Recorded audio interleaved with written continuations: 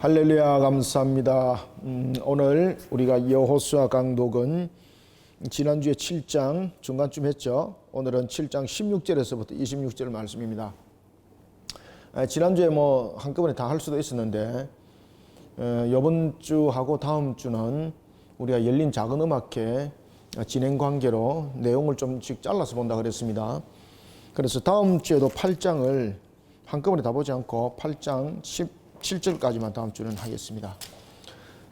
오늘 내용들은 지난주에 이어서 이미 대충 이야기가 다 된 것이 돼서 그냥 읽어도 끝나기 좋은 그런 내용들입니다. 그런데 우리가 여기서 이제 주시해야 될 것들이 있습니다. 여러분들, 하나님이 살아 계신 것을 알고 계십니까? 여기서 여러분 반드시 기억해야 될 것은 하나님은 그냥 단순하게 살아 계신 것이 아니라는 겁니다. 살아 계신 하나님. 그런데 항상 우리는 살아 계신 하나님이 무엇이라는 것을 기억해야 됩니까? 주인 되심을 우리는 알고 있어야 됩니다. 그래서 이 주인 되심 속에서 주관하심이 나오죠. 주관하심. 그죠? 그런데 이 주관하심이 어떤 주관하심입니까? 절대 주권이죠. 우리는 이 속에서 절대 주권 앞에 언제든지 순종하는 자세가 신앙의 우리의 근본입니다. 오전에도 제가 설교할 때도 말씀드렸는데 모든 것은 하나님의 창조 목적 속에 있습니다. 아시겠습니까? 그래서 모든 피조 세계는 하나님의 창조 목적을 벗어나지 않습니다. 여러분들, 지금도 천지가 운행이 되어지는 것은 하나님의 창조 목적 속에서 움직이시는 겁니다. 아시겠습니까? 하나님의 창조 목적은 무엇입니까? 생육하고 번성하고 땅의 충만함이고, 그리고 하나님이 창조한 것을 기쁘게 하는 것이지 충돌을 일으켜서 파괴하고, 이것이 하나님의 창조 목적이 아니죠. 그러다 보니까 창조 목적 속에 질서가 목적이죠. 그죠? 하나님의 창조 목적을 이루심에 있어서 질서는 필요한 것이었죠. 그래서 모든 것들은 피조 세계 속에는 하나님의 창조 목적이 반드시 성립이 됩니다. 그리고 이 창조 목적 속에는 무엇이 있습니까? 아침에도 여러분들에게 가르쳐 드렸죠, 그죠? 창조 목적 속에는 항상 무엇이 있다고 그랬습니까? 그렇죠. 항상 공의가 있습니다. 항상 공의가. 그죠? 이 공의 속에 이제 여러 가지 하나의 규칙이라는 것이 있고, 그리고 공의 속에는 이 규칙이 원칙이 되는 거죠. 원칙이 되는 것이고, 그리고 또한 질서에 대한 내용들이 이 속에, 공의 속에 있는 겁니다. 그래서 공의는 변하지 않는 겁니다. 공의는 이것은 어떤 순간적 측면에서 변하는 것이 아닙니다. 그리고 순간적으로 만들어진 것이 아닙니다. 하나님의 창조 목적에서는 반드시 공의가 있습니다. 아시겠습니까? 공의가 있는 이유는 하나님의 창조 목적을 이루기 위함입니다. 그래서 이 공의라는 이 속성이 발동되어지는 것, 특히 이제 하나님의 속성을 이야기를 할 때에 하나님이 스스로 존재하시는 그분만이 존재하는 속에서는 우리가 공의의 속성, 사랑의 속성 이런 부분들을 이야기할 필요가 없는 거죠. 그러면은 이 공의라는 부분들은 비춰질 때, 창조 목적 속에 비춰질 때에 이 창조 목적이 어디를 비추고 있나요? 피조 세계를 비추고 있죠. 피조 세계. 이것을 우리가 여러분 반드시 기억하셔야 됩니다. 그래서 우리는 항상 창조주가 있다는 것을 항상 기억해야 되고, 그분이 지금도 살아 계신다는 것을 기억하셔야 되고, 그분이 지금 모든 것을 주관하신다는 것을 우리는 절대 잊어버리면 안 됩니다. 그래서 이것을 망각하여서 잊어버리게 하니까 하나님이 어떤 분인가라는 것에 대해서 감히 말이지 하나님께 덤비 들기도 하고, 하나님이 어떤 분인가에 대해서 알지 못하니까 오히려 엉뚱한 것을 만들어서 이것이 하나님이다 라고 말하는 우상 숭배 만들고, 그죠? 이런 문제점들이 생기게 되는 겁니다.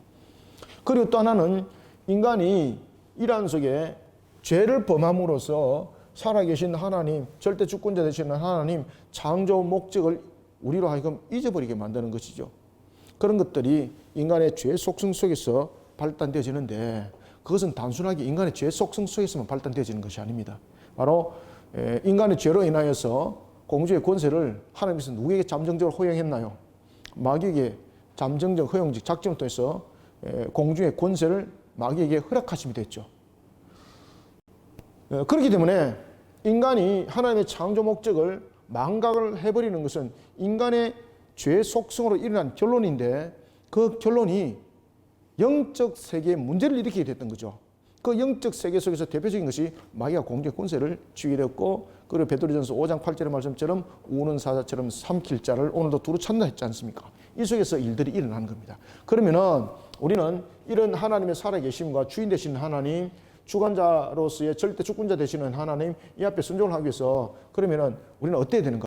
우리는 항상 하나님의 창조 목적을 잊어버리지 말아야 되는데, 이 하나님의 창조 목적을 잊어버리는 것 자체가 우리가 하나님을 욕되게 하는 거지 않습니까? 하나님의 창조 목적을 잊어버리는 것 자체가 불충이지 않습니까? 불순종이지 않습니까? 그러면 우리가 이런 부분들을 어떻게 해야 되는가? 그래서 하나님께서 우리에게 무엇을 줬습니까? 하나님께서 우리에게, 그렇죠, 하나님의 공의가 어떤 것인지를 규칙과 그 원칙에 대한 것을 벗어나지 못하도록 무엇을 줬습니까? 그렇죠. 그래서 말씀 줬잖아요. 영적 부분에서, 영적 전투 속에서 넘어짐을 당하지 않도록, 하나님의 창조 목적을 이루는 데 있어서 빼앗김을 당하지 않도록, 영적으로 침노당하지 않도록 말씀을 주심이죠. 그래서 우리는 항상 하나님의 창조 목적 속에서 살아가는 존재가 되기 위해서는 항상 말씀 안에서 끌림을 받아야 됩니다. 그리고 말씀 안에서 늘 순종해야 됩니다. 자, 오늘 본문에 등장하고 있는 한 사건, 바로 아이성 전투에서 일어났던 사건. 여러분, 아이성에서 이스라엘이 사망이 몇 명이 사망을 합니까?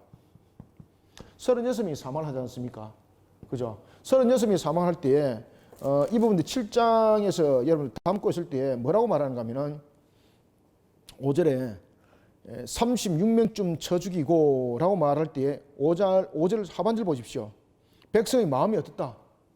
녹아서 물같이 됐습니다. 녹아서 물같이. 녹아서 물같이 된 이유는 36명이 죽은 것 때문이 아니죠. 36명은 여러분들 2,3,000명 속에서 36명은 작은 숫자잖아요.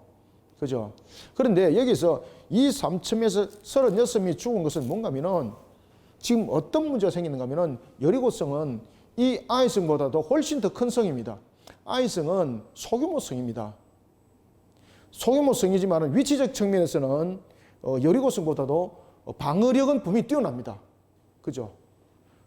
방어력은 분명히 뛰어납니다. 해발적 측면에서. 그러나 이 36명의 죽은 것을 통해서 마음이 녹았다는 것은 여리고성에서는 단 한 명도 사망자가 없었는데 여기서는 36명이 죽었기 때문에 마음이 녹은 것이 아닙니다. 이 36명이 죽음으로 인해서 어떤 일들이 일어났습니까? 가나안 땅에 이제 소문이 퍼지게 되는 거죠. 무슨 소문이? 야, 그 조그만한 아이성 전투에서 이들이 36명이 죽었다. 그 이야기 안 하죠.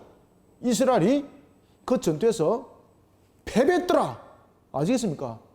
여기서는 36명이 아닙니다. 그들 이야기할 때는 36명이 말하는 것이 아니라 여기에서 이스라엘이 패전했더라. 패배. 그것을 알게 되는 겁니다. 그러면은 이 아이성에 있는 한 족속만 있는 것이 아니라 가나안은 수많은 족속들이 있죠. 그 가운데서 가나안에는 7족속이 있는데 이 아이성은 7족속에 포함이 안 됩니다. 아시겠습니까? 그러면 그 남은 족속들이 그 강력하게 연합을 구축해서 이스라엘 동서남북에서 치고 들어온다 생각해 보십시오. 그러면 이스라엘은 전멸당하는 겁니다. 그래서 마음이 녹았다고 말하는 겁니다. 마음이 녹았다. 그리고 또 하나는 분명히 하나님께서 여리고성의 전투를 이기게 하셨는데 아이성의 전투는 패전했다는 거죠. 그럼 도대체 이건 어떻게 되는가라는 것입니다. 그래서 또한 두려움의 마음이 녹았다. 자, 이런 속에 이 원인이 어디서 일어나는가? 그때 비로소 여호수아가 엎드립니다. 사실은 처음부터 엎드려야 되잖아요. 처음부터 예를 보시면은 아이성 전투에 대해서 여리고성과 달리 하나님께서 소스를 준 사실이 없습니다. 그죠? 그러면은 제일 먼저 지난주도 제가 말씀드렸던 것처럼 자, 여리고성 전투를 치렀습니다. 그러면 제일 먼저 무엇부터 해야 되나요? 순서가 무엇부터 해야 돼요? 분명히 하나님께서 무엇을 말씀하셨습니까? 전리품에 관해서 분명히 이야기를 했죠. 그러면은 여호수아는 무엇을 점검해야 돼요? 혹이나 전리품을 누가 취한 것이 있는지 없는지 반드시 신앙 점검을 해야 돼요. 신앙 점검. 그죠? 신앙 점검 해야 됩니다. 신앙 점검. 그 다음에 신앙 점검을 통해서 나갈 뿐만 아니라 하나님께 하나님께서 그 전리품을 하나님께 드리라고 그랬지 않습니까? 그러면 이 드리는 과정 속에서 일어나는 것이 여러분 제사지 않습니까? 제사. 그죠? 그러면 이 제사는 예배 가운데 이제 나가는 것이죠. 이런 부분들에 통해서 이런 절차들을 밟아 나가는 것이어야 되는데 이 절차를 무시해버리고 아이성 전투에서 무엇을 선택하는 겁니까? 우리가 아이성을 어떻게 하면 이길 수 있는가라는 것에 대해서 무엇을 보냅니까? 정탐꾼 보냅니다. 자, 여러분들 여기서 여호수아가 정탐꾼 보낸 이유, 자신의 경험이죠. 그죠? 자신이 경험이 있었죠. 자신이 정탐꾼을 보낼 때에 자신은 과거에 사심전에 있었던 그 내용들을 생각을 해봅니다.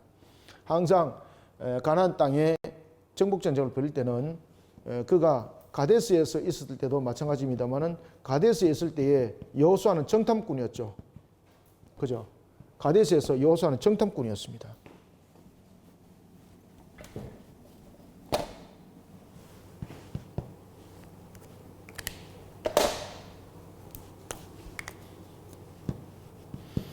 가데스에서 여호수아는 정탐꾼이었습니다. 그 다음에 또 정탐꾼이 또 가게 된 곳이 어디입니까? 여리고성이죠. 여리고성에서도 정탐꾼이 가게 되는 겁니다. 자, 그래서 이런 경험들이 바탕이 되는 겁니다. 그런데 이런 부분에서 정탐꾼이 갔던 이유를 여러분 잘 봅시다. 여기서 가데스에서 정탐꾼이 갔던 이유는 지금 여기서 아이성의 내용과 비슷한 그런 내용을 담고 있습니다. 가데스에 정탐꾼을 보냈을 때는 하나님께서 정탐꾼을 처음부터 보내라 그런 것이 아니죠. 이들이 가나안 땅의 지경에 이르렀을 때에 자신들은 그 가나안 땅에 가서는 안 되는 이유를 들었던 소문 그리고 아는 정보에 의해서 이야기를 하게 되는 겁니다. 그러면서 모세가 정탐꾼들을 각 지파별로 한 명씩 세워서 그러면 너희들이 하나님이 말씀하신 것이 맞는지 안 맞는지 확인을 하고 오라 그랬습니다. 그것은 바로 뭔가 하면 정탐꾼을 보냈던 목적은 신앙 가운데 이들이 하나님의 약속의 말씀을 눈으로 확인하고 오라는 것인데 이 정탐꾼들은 눈으로 확인한 것이 자신들의 생각과 자신들의 사고 속에 들었던 그 정보를 확인하라는 것. 그것이 10명이었습니다. 그리고 그 10명의 정탐꾼들의 정보에 의해서 무너짐을 당한 거죠, 이스라엘이. 그리고 40년 세월. 그런가 하면 여호수아와 갈렙은 그런 부분에서 신앙의 정탐꾼이었습니다. 여리고성의 정탐꾼도 마찬가지였습니다. 자, 이런 부분에서 정탐꾼의 중요성들을 그는 가지고 있었고, 그래서 정탐꾼을 보내게 되는 것입니다. 어떻게 하나님께서 아이성을 이기게 하셨는지 정탐꾼을 통해서 그들의 상태를 파악을 하는 것이죠. 그런데 이 아이성에서 정탐꾼들의 내용을 잘 보시면 여러분 아십니다만 이 아이성의 정탐꾼들이 태도가 어땠습니까? 이 아이성의 정탐꾼들이 솔직히 교만했어요. 교만. 자기 스스로의 그 모습 속에 빠져있는 그 아이성 전투만 한 2, 3천이면 충분하게 무너뜨릴 수 있습니다 라고 말하는데 여호수아는 몇 명을 보냅니까? 2,000명을 보내지 않고 그래도 최고의 숫자인 3,000명을 보냈습니다. 그런데도 그 전투는 져버렸습니다. 10%의 사상자도 난 것이 아닙니다. 여러분들 3,000명의 10%면 몇 명입니까? 300명. 3,000명의 1%면은 몇 명입니까? 30명. 약 한 1.5%. 그죠? 여러분 전쟁에서 1.5% 사망했으면은 이거는 사망의 확률도 없는 겁니다. 그런데 여기서 사망자라는 것은 36명이 중요한 것이 아닙니다. 패전입니다. 패전. 여기서 마음이 녹아버렸던 것입니다. 그러면 이와 같이 마음이 녹아버린 측면에서 그들의 잘못은 무엇인가 하면 바로 이 순서 절차를 그들이 무시했다는 거죠. 그죠? 그래서 여러분들 하나님은 말씀을 우리에게 줬지 않습니까? 그러면 우리는 마치 다람쥐 쳇바퀴 돌듯이 하더라도 항상 하나님께서 말씀하신 것을 항상 되새겨서 그것을 꼭 점검해야 돼요. 신앙 점검이 꼭 필요합니다. 하나님께서 분명히 전리품에 관해서 이야기를 했습니다. 근데 이 전리품에 관해서 이야기를 할 때는 이 전쟁의 승리는 곧 하나님의 승리라는 것을 각인을 시키는 것이었는데 이것은 어떤 의미를 가지고 있는가 하면 사람들이 이 전리품을 스스로 취할 수 있는 경우가 있다는 겁니까? 없다는 겁니까? 있기 때문에 그 말씀을 준 거예요. 그 말씀을. 그러면 여기에 대해서 신앙 점검이 있어야 돼요. 반드시. 그냥 넘어가면 안 돼요. 하나님께서 분명히 말씀 줬잖아요. 그러면 신앙 점검은 반드시 하셔야 돼요. 반드시 하셔야 돼요. 왜 그런가 하면 하나님께서 그냥 말씀 준 것이 아니거든요. 분명히 하나님께서 모든 전리품을 차여서 하나님께 드리라 그랬지 않습니까? 그러면 모든 전쟁의 승리는 하나님의 것이라는 것을 각인시키는 것인데 그 중에 이런 문제점들이 나타난다는 것이죠. 그러면은 분명히 그 부분에서 점검을 해야 될 필요가 있는 것입니다. 그런 신앙 점검을 하지 못한 상태에서 잃어버렸던 그러한 내용들, 그런 속에서 아이성 전투는 일어났던 것입니다. 그러니까 하나님께서 응답 안 하는 거예요.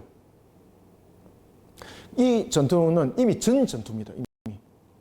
그래서 우리는 자신의 경험을 살리고 자신의 어떤 잘할 수 있는 것을 살리고 자신의 신앙을 살리고 이렇게 사는 것이 아니라 하나님께서 말씀을 하신 신앙을 다음에는 점검하셔야 됩니다. 점검. 이런 속에 하나님의 공의를 확인해야 됩니다. 아시겠습니까? 그래서 우리의 신앙은 계속해서 앞으로 달려가는 것만이 중요한 것이 아닙니다.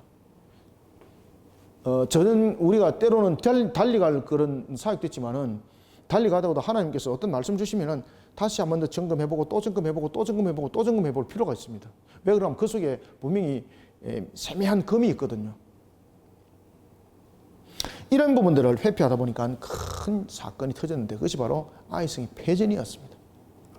여호수아가 하나님 앞에 엎드립니다. 그러니까 하나님이 즉시 응답했잖아. 보십시오. 즉시 응답하면서 무슨 말씀하십니까? 불신앙 때문이다. 불신앙 때문이다. 나의 그 모든 성리를 빼앗아간 자가 있느니라. 그러니 그를 세상 가운데서 끊어버리도록 하는 겁니다. 그때에 하나님께서는 각 지파별로 모두를 소집하게 합니다. 자, 여호수아가 모든 자들을 소집합니다. 그때 하나님께서 여호수아에게 아간이라고 바로 이야기할 수 있었습니다. 그죠? 이미 알고 계시기 때문에. 그런데 아간이라고 말하지 않습니다. 왜 그런가 하면 절차를 밟도록 합니다. 이 절차 과정을 통해서 이스라엘에게 교육을 지금 시키는 겁니다. 우리가 하나님의 이 절대 조건 속에서 그 명함에 대해서 반드시 순종해야 될 것과, 그리고 우리는 피조물로서, 그리고 우리가 아무리 우리가 인격을 가진 존재를 할지라도 항상 우리는 하나님에 대해서 그 명령에 순종해야 될 존재라는 것을 잊지 말아야 된다는 것입니다. 이런 속에 하나님께서 그 범죄자를 색출하는데 제일 먼저 지파를 통해서 그 색출을 합니다. 이때에 지파를 통해서 색출을 할 때에 어디 지파가 선지됩니까? 이게 충격을 받는 겁니다. 유다 지파는 가장 대표 지파잖아요. 이스라엘에. 이 대표 지파 속에서 문제가 생겼다는 거죠. 이건 큰 충격적 사건입니다. 그래서 처음에는 지파별로 하나님께서 뽑게 하시고, 그 다음에 지파 부분에서 다음에는 무엇으로 나타납니까? 족속으로 나타나는 거죠. 족속. 그런데 이 족속에서 어느 족속이 여기서 뽑힙니까? 자, 여기서 우리가 오늘 16절 읽었죠, 그죠? 자, 유다 지파가 뽑혔죠. 그리고 난 뒤에 세라 족속이 뽑혔습니다. 여러분들, 이 세라 족속은 아주 유력한 족속입니다. 유력한 족속. 두 번 충격받습니다. 유다 지파라는 데서 충격받고, 그 다음에 세라 족속이라는 것에 대해서 충격받습니다. 야, 이들의 신앙은 분명해라고 말할 수 있는데 이들 쪽에 도둑놈이 있었던 겁니다. 하나님의 성리를 쟁취한 도둑놈이 있었던 겁니다. 충격을 받은 거죠. 자, 그리고 이제 여기에서 또 제비를 뽑았습니다. 누가 등장했습니까? 삽디. 17절이죠, 그죠? 삽디가 뽑혔습니다. 계속해서 충격을 받는 겁니다. 이야, 삽디 가족이 뽑혔네? 여러분들, 세라 가족은 여기서 유다 지파 가운데서도 유력한 집안의 엘리트 족속입니다. 엘리트 족속. 엘리트 족속입니다. 그래서 제가 유력한이라 적었잖아요. 엘리트 족속입니다. 거기다가 세라, 삽디, 의심할 여지가 없어 라고 말했던 그 가정에서 나왔던 겁니다. 자, 그리고 이 삽디를 통해서 또 누가 뽑힙니까? 아간이었습니다. 아간. 여러분, 아간이 사람들에게 어떻게 비춰졌을까요? 사람들에게 처음부터 아간 그러면은 야, 저놈 사기꾼, 아간 그러면은 저거 이중직자, 이렇게 사람들에게 알려졌을까요? 처음 아니에요, 여러분들. 자, 아간이 취했던 내용물을 여러분 한번 보십시오. 아간이 취했던 내용물은 숨겨서 갖고 올 수 없는 물건들입니다. 자, 첫 번째 21절 보십시오. 시날산의 아름다운 외투. 시날산의 아름다운 외투. 여러분들, 이 시날산의 아름다운 외투라는 것은요, 그 당시에 최고의 명품입니다. 요즘 시대로 말하면 샤넬 같은 거 있지 않습니까? 그런 명품입니다. 그러면은 이 물건은 사람들 눈에 혹 띌까요? 안 띌까요? 확 뛰는 겁니다. 그러면은 아간이 가져갈 때에 사람들이 저 아간이 저 훔쳐가려고 그러네 라고 확신을 묻겠습니까? 아닙니다. 아간이 하나님께 바치러 가려고 한 것에 대해서 아무도 의심 안 했습니다. 그 정도로 사람들에게 믿음을 준 사람이었습니다. 아시겠습니까? 그 다음에 두 번째 뭡니까? 은과 금덩어리죠. 자, 은은 몇 개입니까? 200세겔. 이 작은 물건입니까? 이거 200세겔? 은은 200세겔. 200세겔. 이거 숨겨서 못 가져갑니다, 이거. 뭐 어떤 사람들은 뭐 저 외투를 뭐 품 안에 넣고 뭐 이랬는데 말도 안 되는 소리, 말도 안 되는 소리. 아시겠습니까? 이거 품 안에 못 숨깁니다, 이거. 이거 단순한 티셔츠 아닙니다, 이거. 그것도 권력 있는 왕들만이 취할 수 있는 겁니다, 이거. 일반 사람들은 이거 못 취합니다, 여러분들. 그 다음에 은 200세겔. 호주머니 넣어갈랍니까? 못 숨깁니다. 그 다음에 세 번째는 무엇입니까? 금덩어리입니다, 금덩어리. 금덩어리. 이 세 가지는 전부 다 못 숨기는 겁니다. 그러면은 아간이 굉장히 중요한 물건들을 지금 가져갔잖아요. 굉장히 중요한 물건을 가져갈 수 있었다는 것은 그 당시의 중심 인물이라는 겁니다. 그리고 사람들에게 신뢰를 받을 만한 사람이라는 겁니다. 그래, 아간은 가져가서 분명히 하나님의 말씀대로 그렇게 할 것이야 라고 사람들이 의심하지 않았습니다. 그런데 이것을 가지고 하나님께 바치러 가는 채 하면서 어디로 도망갔습니까? 그래서 자기 집으로 뒷문 친 겁니다. 이런 속에 아간은 사회적으로도 신앙적으로도 사람들에게 그렇게 의심을 갖던 인물은 아니었습니다. 그런데 하나님의 명예 거역함이 아간에게 발견되었고 확인되었습니다. 그래서 하나님이요, 이 아간을 비롯해서 아간의 온 가족들, 자녀들까지, 그리고 그에 속한 종들, 재물까지 전부 다 아골 꼴짝에서 돌로 전부 다 쳐 죽여버립니다. 자, 오늘 우리는 이 본문들을 통해서 우리가 하나님의 영광을 가로채는 자의 최후는 어떻게 되는 것인가? 특히 하나님의 영광을 가로챌 때에 이 내용들을 잘 보십시오. 이 내용들을 보시면 전부 다 유수한 집하고 유력한 집하고 엘리트들입니다. 그리고 믿음을 가져 사람들에게 존경받는 사람들이었습니다. 그런데 이것들이 뒷구문이 속에서 엉뚱한 짓을 한 거죠. 저와 여러분들은 항상 여러분들 하나님의 영광을 가로채는 일들을 할 때는 대체로 보면요, 내가 어떤 위치에 있을 때입니다. 어떤 지위에 있을 때 항상 조심하셔야 됩니다.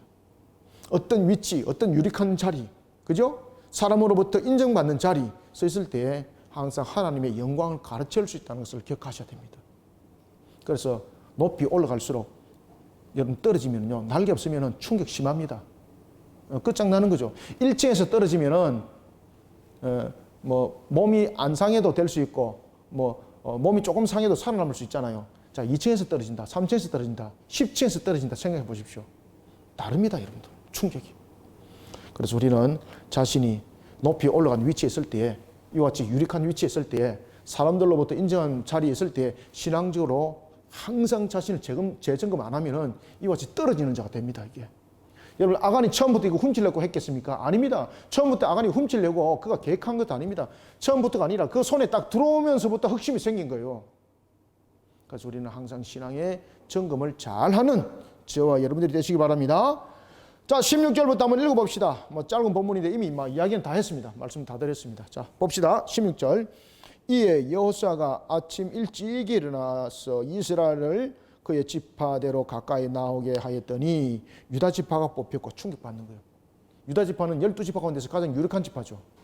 유다 지파는 여러분들이 잘 아시는 것처럼 12지파 가운데서 모세가 성막을 세울 때에, 성막을 제일 먼저 세울 때에, 성막을 최초로 세울 때에 가장 예물을 먼저 갖다 바친 지파가 어디입니까? 유다 지파. 재물을 가장 많이 하나님께 봉헌하였던 지파가 어디입니까? 유다 지파. 항상 앞장섰습니다. 그럼 유다 지파가 뽑힌 거죠. 충격을 받는 겁니다. 자, 그 유다 지파가 한순간의 충격으로만 끝나지 않습니다. 더 충격받습니다. 자, 17절. 유다 족속을 가까이 나오게 하였더니 이번에 누가? 세라 족속이 뽑혔고, 와, 진짜 충격받는 겁니다. 점점 갈수록 큰 충격받는 겁니다. 처음부터 충격이 크게 오고 점점 작아지면은 그 여파는 영향력이 별로 없죠. 그런데 아니 유다 지파가 아니 세라가 이렇게 되는 겁니다. 이제 세라 족속은 유다 지파 가운데서도 아주 신앙으로 여러분들요 엘리트 족속입니다. 엘리트 족속. 세라 족속이 뽑혔습니다. 그 다음에 세라 족속 가운데서 세라 족속의 각 남자를 가까이 나오게 하였더니 누가 뽑혔더라? 삽디가 뽑혔고 충격받는 거예요. 이제 더 충격받는 사건이 벌어집니다. 아간은 그 전투 속에서 이와 같은 예물을 취할 수 있는 정도의 역할들을 하고 있었습니다. 그럼 여러분들 아간이 이 내용들만 취급을 했겠습니까? 아니죠.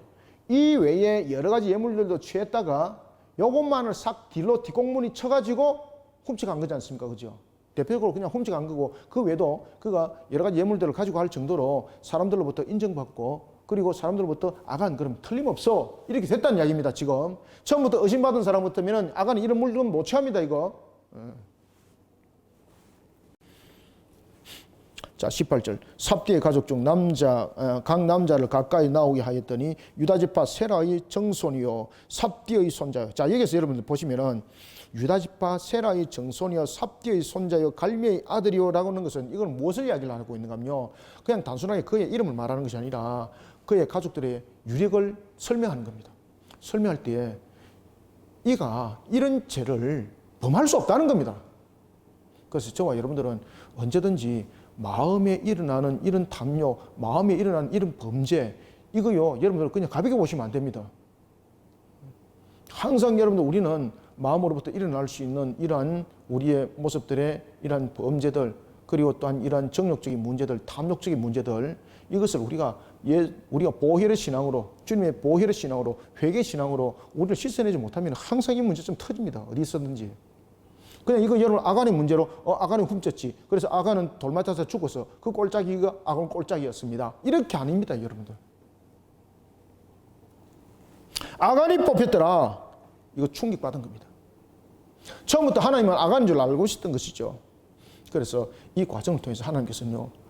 더욱더 우리로 하여금 이스라엘로 하여금 더욱더 신앙으로 온전히 바로 서는 자가 되기를 자신들의 신앙을 늘 점검하도록 그리고 공동체 속에서 늘 신앙을 하늘 향하여서 바른 신앙관을 가지도록 점검하도록 만드는 겁니다. 이게. 자 19절 그러므로 여호수아가 아간에게 이르되 내 아들아. 여러분 여기서 내 아들아라는 것은 이것은 그냥 단순하게 부르는 내용이 아닙니다. 여기서 내 아들이라는 것은요 가장 굉장히 유력한 인물들 그리고 그 사회 속에서 인정받을 만한 인물들 그러면서 내 아들아 부를 때는 여호수아가 마치 자신의 친아들을 부르는 부성애적 측면에서 이 내용들입니다. 아시겠습니까? 그러면 이 아간이 그 사회 속에서 말썽꾸리가 아니었다는 겁니다. 처음부터 뭐 도백하고 뭐 이런 것들을 절개하는 사람이 아니었다는 이야기예요. 지금 네가 이럴 줄 몰랐다 이런 충격입니다. 지금 이 속에 있는 거는. 내 아들아 청하노니 이스라엘의 하나님 여호와께 영광을 돌려 그 앞에 자복하고 네가 행한 일을 내게 알게 하라. 그 일을 내게 숨기지 말라 하니 20절 이제 아간이 실토를 하게 되는 거죠. 아간이 여호수아에게 대답하여 이르되 참으로 나는 그래서 이 범죄가 단독 범죄라는 것을 말하고 있습니다. 그죠? 처음부터 범죄가 조직적으로 일어난 것이 아니라는 겁니다. 이 범죄가 어떻게 순간적 충돌에 의해서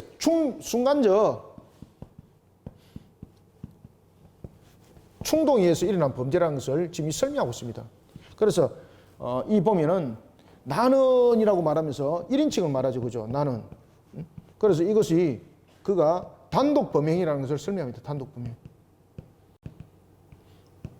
그가 처음부터 계획한 범죄 같으면은 누군가가 의논해서 다른 사람들하고 짝을 이루었을 것이고 누군가와 함께 의논했던 부분들이 생기지 않습니까? 그런데 여기서 나는이라는 것은 1인칭을 지금 딱 쓰고 있는 거죠. 이거는 바로 뭔가 하면은 이 범행이 단독 범행인데 순간적 충동에 의해서 아시겠습니까? 일어났던 범죄라는 것을 말하고 있습니다. 그래서 우리가 여러분 누구든지 순간에 마음이 뺏길 수 있습니다. 항상 우리는 영적으로 신앙의 경각심 치지 않으면 넘어짐을 당해요. 아간처럼.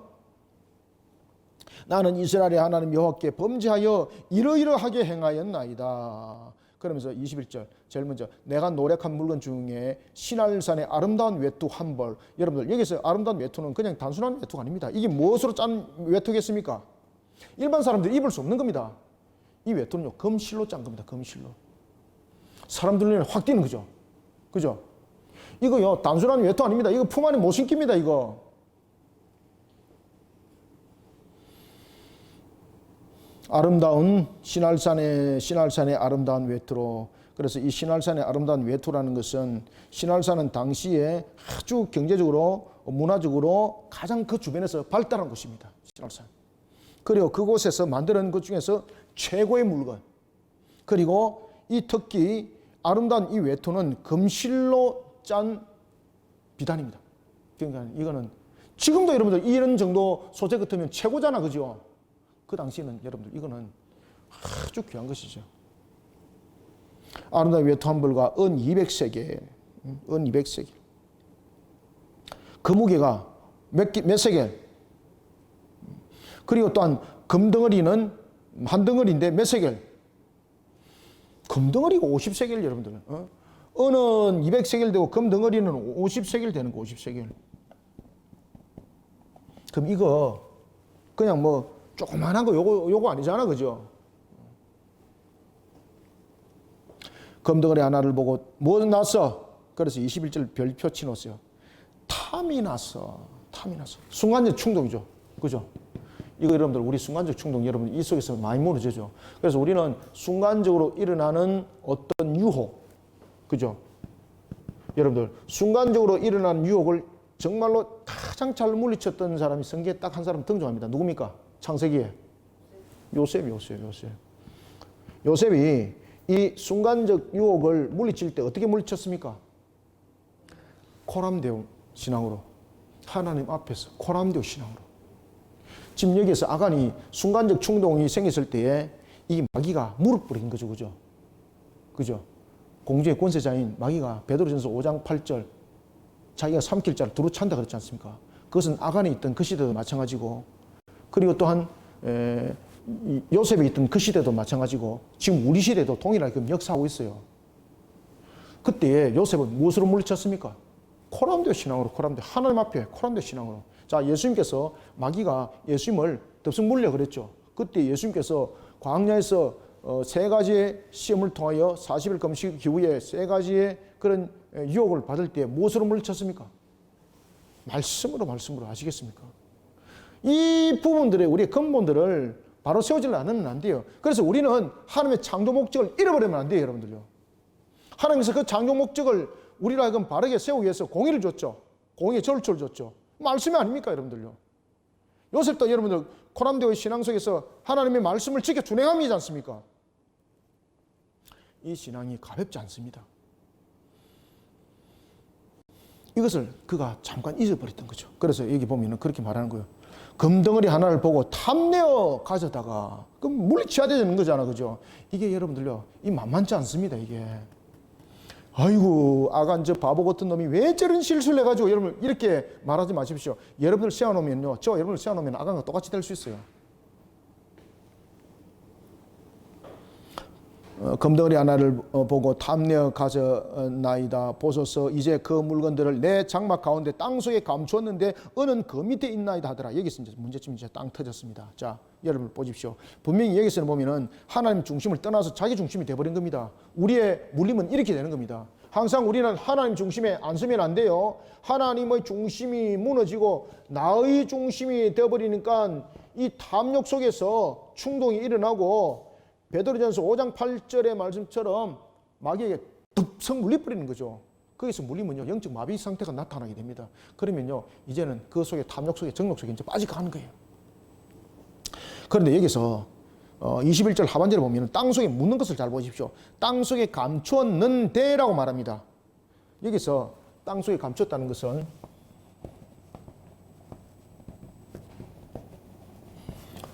능동태 쓰지 않습니다. 수동태 씁니다. 이 수동태는 감추기 위해서 그냥 땅이 열린 것이 아니라는 겁니다. 그러면은 여기서 처음에는 자신이 단독 변명입니다. 나는이라 말하면서 여기서 단독 변명이죠. 여기서는 감추는 데를 통해서는 단독 변명이 아닙니다. 여기서는 이제 어떤 범죄가 일어나는가 하면은, 자, 수동태를 사용하고 있다는 것은 비록 훔친 것은 혼자지만은 감추는 일에는 누가 지금 함께 했습니까? 가족이 함께 했습니다. 그러면은 아간이 훔쳐왔습니다. 그러면 가족 중에서 보고 아내가 가족 중에서 보고 가족들이 정신 차리세요. 왜 이럽니까? 이거 하나님께 드려야 될 부분인데 왜 이렇게 하세요? 이것이 아니고 같이 동조한 겁니다. 지금 이게. 그래서 수동태를 쓰고 있는 겁니다. 동조한 겁니다. 땅을 파는 것. 그냥 저절로 열리는 것이 아니라. 그리고 그가 숨긴 곳이 어디입니까? 가족들 장막입니다. 가족들 장막. 가족들 장막은 그들이 함께 머무는 곳입니다. 혹여나 여러분들 남편이 이런 아간과 같은 이런 신앙의 실수를 범할 때 아내는 이 부분들을 함께 동조해서 야, 참 당신이 어떻게 사기를 잘 쳐가지고 참 하나님의 뜻을 잘 이어받고도록 하나님께서 축복하셨네 이러면서 그렇게 했다가는 온 가족이 함께 다 죽습니다. 남편이 어떤 물질을 갖고 왔는데 이 물질이 사기친 물질인지 아닌지 구분되잖아요. 그럼 분명히 신앙점검 들어가야 돼요. 여러분들 아이성 전도가 왜 졌습니까? 신앙점검 안 한 거지 않습니까? 반드시 하셔야 돼요. 반드시. 땅속에 감추었는데 라는 것은 이것은 가족들이 함께 했을 수도 있다는 가능성을 지금 알게 하는 겁니다. 지금 여기서 보면 가족이 함께 묻었다는 사실은 말하고 있지 않죠. 그런데 이 내용 속에는 무슨 의미를 담고 있는가 하면 가족들이 함께 할 수도 있다는 것을 의미적 측면에서 이것이 지금 설명을 하고 있는 겁니다. 그래서 온 가족들이 함께 다 죽는 겁니다. 온 가족들이. 22절. 이에 여호수아가 사자들을 보내매 그의 장막에 달려가 본즉 물건이 그의 장막 안에 감추어져 있는데 은은 그 밑에 있는지라. 그리고 특히 발각이 안 되도록 그들이 누구도 발각이 되지 않도록 단단히 묻어간 겁니다. 23절 그들이 그것을 장막 가운데서 취하여 여호수아와 이스라엘 모든 자손에게 가져오매 증거물이죠. 그들이 그것을 어디 앞에? 자, 여호와 앞에 쏟아 놓았다는 것은 하나님의 임재를 상징하는 언약궤가 있는 어디입니까? 성막 앞에 이것을 놓았다는 이야기입니다. 그러면은 이 예물 자체를 통해서 그것이 하나님의 것이라는 것을 증명되고 있고 그리고 또한 아간이 하나님을 욕되겠다는 증거물이 되는 겁니다. 이 속에서 이제 판결이 끝난 겁니다. 자, 여기서 이제 공의의 저울추가 무엇을 말할까요? 심판이지 않습니까? 심판. 그죠? 심판. 24절. 여호수아가 이스라엘 모든 사람과 더불어 세라의 아들 아간을 잡고 그 은과 그 외투와 그 금덩이와 누구까지? 그의 아들들과 그의 딸들과 그의 소들과 그의 나귀들과 그의 양들과 그의 장막과 그에 속한 모든 것들을 이끌고 아울 골짜기로 갔어요. 여러분들, 우리가 하나 이득 보려다가 전부 다 잃어버리는 일들이 없도록 하시길 바랍니다. 세상에서 일어나는 유익을 한 가지 취하려다가 자신의 근본을 잃어버리면요, 전부 다를 잃습니다. 신앙의 근본을 잃어버리면 전부 다 잃어요, 여러분들요. 그래서 신앙의 근본은 절대 잃어버리면 안 돼요, 여러분들요. 그래서 제가 앞에도 서두에도 말씀드렸잖아요. 또 돌아보고 또 돌아봐야 될 것이 신앙의 점검이라고. 25절 26절 읽고 마무리합니다. 여호수아가 이르되 네가 어찌하여 우리를 괴롭게 하였느냐 여호와께서 오늘 너를 괴롭게 하시리라 하니 온 이스라엘이 그를 못으로 치고, 그렇죠, 이 돌로 치는 것은 저주죠, 그죠? 돌로 치고 물건들도 돌로 치고 불사르고 그 위에 돌무더기를 크게 쌓았더니, 여러분들 고대 근동에서 어떤 중요한 언약을 잊어버린 일이 없도록 하기 위해서 큰 돌무더기를 쌓았습니다. 그러면 이 아굴골짜기는 여러분들 그 신약에도 알려질 정도로, 그죠? 이 아굴골짜기 이 사건 이스라엘 역사에서 대단히 큰 사건이었습니다. 단순한 사건이 아닙니다. 대단히 큰 사건이었습니다. 큰 돌무더기를 쌓는다는 것은 고대 근동에서는 언약을 잊지 않기 위해서 쌓는 돌무더기거든요. 이 사건을 길이길이 기억하라는 겁니다. 그래서 어떤 경우 속에서도 하나님의 창조 목적을 잃어버리는 그러한 모습 속에 나를 세워놓으면 하나님의 공의의 저울추에 있어서 반드시 그 값이 있다는 것을 잊지 말라는 것입니다. 그 위에 돌무더기를 크게 쌓았더니 오늘까지 있더라. 여호와께서 그의 맹렬한 진노를 그치시니 그러므로 그곳 이름을 오늘까지 아굴골짜기라 부르더라. 아멘. 오늘 우리가 특히 하나님의 영광을 가로채는 자의 최후가 어떤 것인가 라는 것을 봅니다. 여러분들, 하나님을 향한 범죄는요 모든 것의 실패의 원인이 됩니다.